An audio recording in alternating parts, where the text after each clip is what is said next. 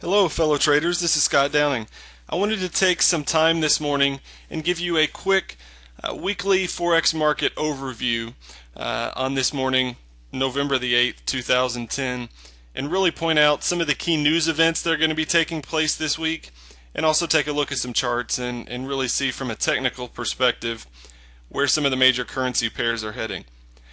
After last week being a rather active week in terms of news, things are going to calm down a lot in the Forex markets.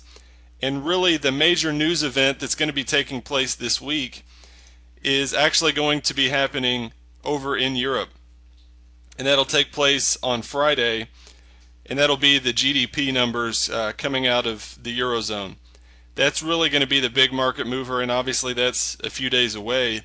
So you're not going to see much happening in the news area this week, or at least in the major news and announcements that we're used to. Now there's still going to probably be some continued reaction to the Federal Reserve's comments last week and that $600 billion Treasury purchase program. That's still going to probably put a lot of pressure on the US dollar, which is obviously going to then therefore affect the other currencies as well. So let's go ahead and jump into some of those charts specifically. You can see here, taking a look at the euro dollar, there's really four pairs that I want to point out to you today, and we'll start with the euro dollar. We've had a nice pullback the last two bars here. This is going to be a daily chart for us, and there's been some hesitation there around the 140 level. We've pulled back down below there after breaking above there last week, so we need to see that acceleration take place again, get a little more momentum back to the upside on the euro.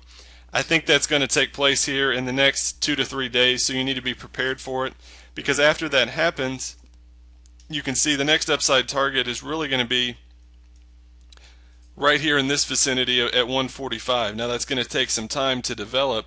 You're probably talking about a couple weeks, but somewhere right here around the 145 level is what you need to be paying attention to after we get that next break above the 140. We got a little consolidation taking place right now before that next move higher. So definitely bullish on the euro dollar pair still.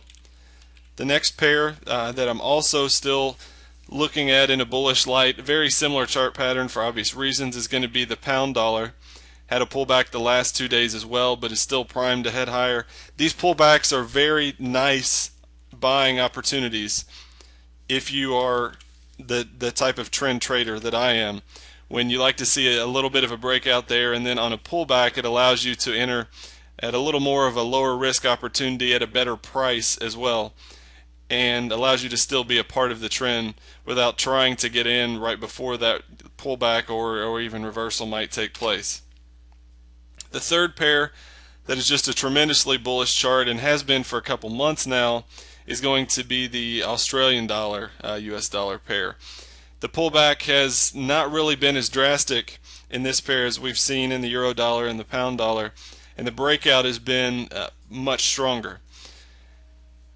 We're back over the parity level at the even $1, and as we zoom out here a little bit, you can see we're near or back above the multi-year highs. So this pair continues to be one of the strongest. You can see the strong sell-off that took place back in '08. Obviously that's what took place with a lot of different currency pairs, but right now in the short term we're really looking at some really strong bullish activity that's taking place here in the Australian dollar. Definitely need to be watching this, especially as it pertains to the weakness in the US dollar and some of the different commodities that are going to be traded. Obviously that's going to be a commodity currency. On the flip side, the Canadian dollar is down around recent lows. If it were to be able to break some of those recent lows, I think you could see a pretty significant breakdown from there. So you need to be watching that very closely. We're back down right around the even dollar level, and if we break it back down through there once again, you're probably seeing us go down to about the 97-cent mark. So definitely be paying attention to the Canadian dollar as well on the bear side, and that will also give you some balance as you look to have 3 bullish positions right now and 1 bearish.